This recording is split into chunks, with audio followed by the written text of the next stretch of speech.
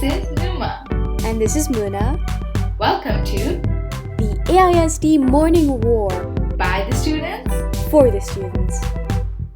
Happy New Year, everyone, and welcome back to another episode of the Weekly War.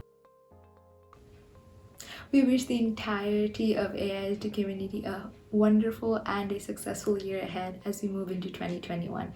With that in mind, a huge shout out to the teachers and the students alike for having had gone through an entire semester of virtual learning itself. Good job, everyone. It has been a tough journey, and I hope that everyone does even better in semester 2, so good luck. In community news, the Green Team is holding a blanket drive where they'll be packaging blankets for 100 families, and additionally collaborating with Sanitas International School to distribute rice and oil for 2 months. The school authority has approved activities for various groups from January 24th to February 11th. These activities include a physical educational activity twice a week for grades 9 and 10, IB World Language activities for grade 12 and select classes, and an IB Art activity for grade 12. In local news, recently 3 people have been arrested in the Carlisle area for a murder case that has been investigated since 2017. These 3 culprits have been fined 20,000 taka alongside their capital punishment. The Department of Education Minister of Bangladesh has recently reported that there is a chance that local schools in Bangladesh may reopen sometime in the upcoming month of February. A set of 2 million Oxford COVID vaccines, which were supposed to be sent to Bangladesh by the Indian government, are set to arrive on the 20th of January, which happens to be this Wednesday, yes.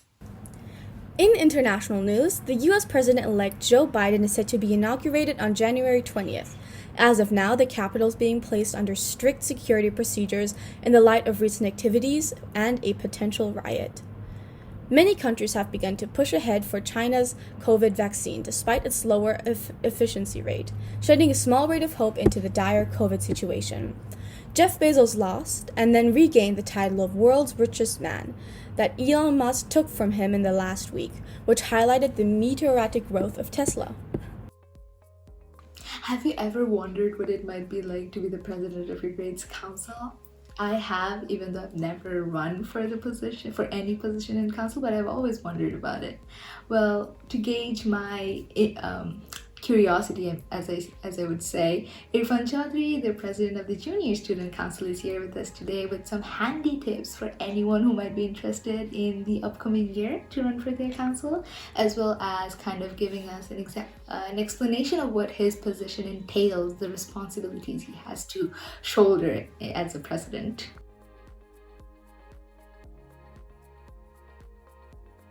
Hi, my name is Irfan and I'm the Junior Council President. Some things that I would like to say about being president is that when you get elected, you immediately have a lot of work to prepare for. You constantly have to get in contact with people from other grades, other councils, and the other members of your council. And a few tips that I would recommend people who are in council, not just as president, but like other roles, are that you are always on top of your work. Make sure to communicate with your other members and make sure everyone knows what they have to do or what we're planning and future events or an event that's coming very soon. Another thing is that having patience. There are events that are coming in a long time and you just have to prepare and wait for it to come. And one other thing that a lot of the members in council have to do is to be organized. You have to make sure that you have like a planner or a calendar where you write down all your events or meetings and take notes, and have a mental note as well of some things that are coming up or some things that you need to work on in order to prepare best for your next event. So those are some little things that you just have to do being part of student council, and I think it's a great opportunity for everyone to try out to show your leadership skills. And thank you. This week we will start 2021 off with a short glimpse into Mr. Fry's daily routine in virtual learning.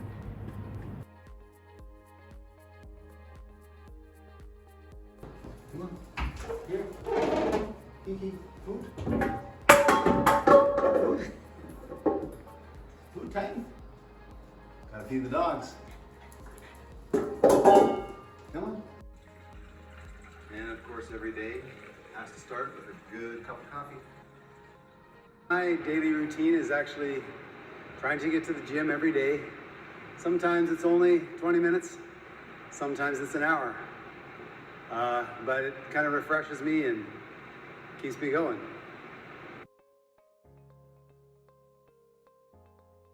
Second day I said I was grateful that I had access to internet and could continue my education despite the Kids are working hard, talking about The third day I how said I was grateful they grateful are. for my friends and that they always And of course, it's always good to have a good game of tennis when I can. So I try to do that, 2-3 times a week.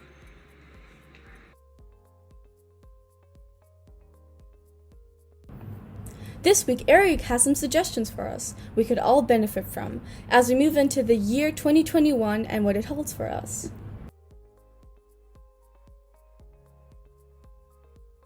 Hi everyone, my name is Eric. Welcome to Wellness, a segment where you can learn how to stay healthy both physically and mentally during virtual school and during our extended period at home. I hope you had a wonderful start to 2021. One of the traditions for the new year that many people might partake in is creating a New Year resolution. But sometimes when we set goals for the new year, they all go straight out the window as soon as January ends. That's usually because the goals we've established are too far out of reach. A better path to self-improvement is to plan realistic, achievable goals that are still challenging enough to motivate you. If you haven't already, I encourage you to set new goals or refine them to develop a growth mindset. Also, for physical wellness, as we continue our learning online, we spend a lot of time every day sitting at our desks. This might come with physical strain on our bodies such as neck pain, back pain, and fatigue. A good way to prevent this stress is to maintain a good posture. Sit at a desk and on a chair adjusted to the height that suits you, and try to keep your spine straight. Also, take a break in between classes. Research shows that moving around and stretching can ease your body and reboot your ability to concentrate. So take 15 minutes to get your blood flowing and to be prepared for your next class. That's it for today. Stay well. See you next time. As you may have noticed in our last episode, we started a new segment which we now call the Netflix or food review. And this week we have Rishita reviewing one of the top Netflix shows, Sweet Home. I hope you listen closely because she has she gives her opinion candidly, and I cannot wait to listen to it because I do want to watch Sweet Home. I really do. This might just make my decision to watch it. I might just start watching it. Hey everyone, I'm Rashita and today I'm reviewing Sweet Home on Netflix. So to summarize, Cha Hyun-soo is an outcast in high school who lost his entire family in a terrible accident and is forced to reside in a small apartment. As he is settling into his new home, a strange phenomenon is also occurring where humans are turning into monsters. So together, him and his neighbors fight against these monsters in order to survive. So the good part about this review is that even though the plot is a little slow in the beginning, it's very eye-catching because it only makes you want to know more. Every character is very important and the actions of even a minor character are very impactful, especially near the end.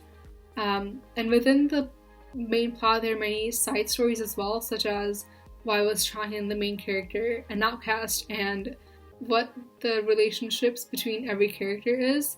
And the CGI takes a while to get used to because it's more 3D anime-like, but for a Netflix show, I think it's pretty good. The bad part about the show is that the background music only consists of 2 songs, and the most used one is Warriors by Imagine Dragons, and when the song is being played at very sorrowful and important moments, it almost seems funny because it takes away from the seriousness of what's happening.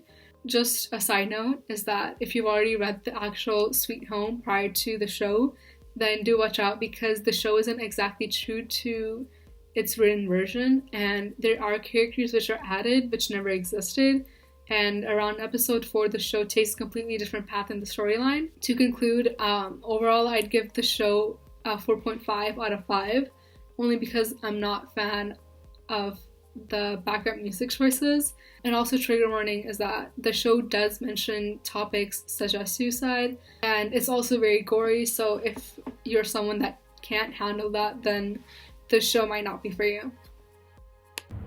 Thank you so much for tuning in today and the Weekly Roar. Make sure to tune in next time as well so you can catch up on the community news and the world affairs.